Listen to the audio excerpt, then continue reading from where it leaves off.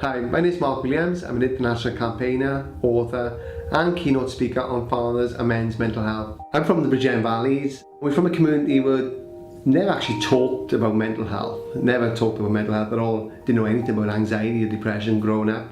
But my story starts back when, unfortunately in school, I didn't get that confidence. 80 school was totally different then. Obviously you'd have a clip across a year and I couldn't keep still, which I found out later on at 40 years of age. I was actually diagnosed with ADHD and dyslexia. So a lot of, unfortunately, my low self-esteem came from school. But it wasn't until I met a gentleman called Stan Norris, and he actually helped me to become a British champion in youth and encouraged me to go into the youth sector years later. In 1997 I met Michelle and we went travelling, we did a lot of things together and decided to get married and have a family. Everything changed when I was 30 years of age. Up to that point, I had a lovely house, good job, my wife had a good job, everything was planned.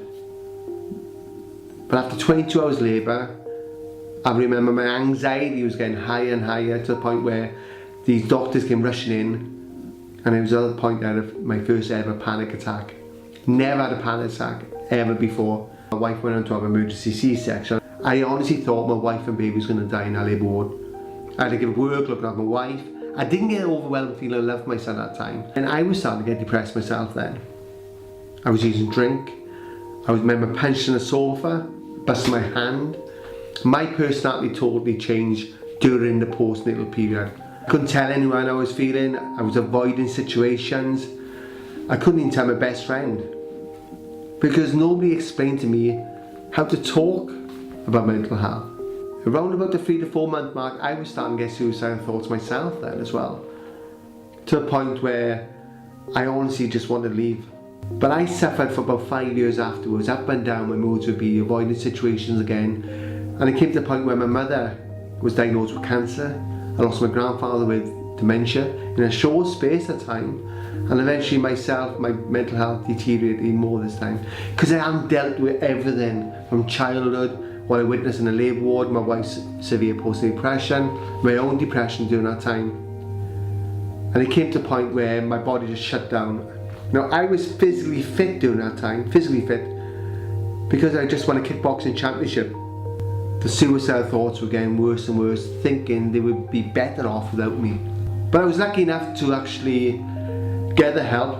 Unfortunately, a lot of men don't get the help because, as we know, the biggest killer in the UK under 45 is suicide. And I said a father's reaching out after actually talking to a gentleman, a new father, who went through a similar experience to me.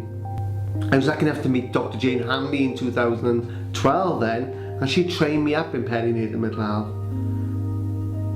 Gave me the confidence to speak on stage, and I was lucky enough to speak not only UK, but Australia, America and New Zealand as well, about the importance of fathers' mental health. I actually went on to write a book about my experience as well, because I want to help other fathers and families and not go through what we went through as a family. 1 in 10 fathers suffer from postnatal depression, at least. And the reason why I'm campaigning, because the World Health Organization doesn't recommend screening new dads for their mental health, only mums. I went on to, in 2012, be nominated for a Pride of Britain award. I was Inspirational Father of the Year. And also in 2016 met the royal family as well. So something good has come out of something bad as well. I believe with the right skills and mindset, we can change the way we think. We need to put positive coping skills in place. Early prevention actually saves money, also lives.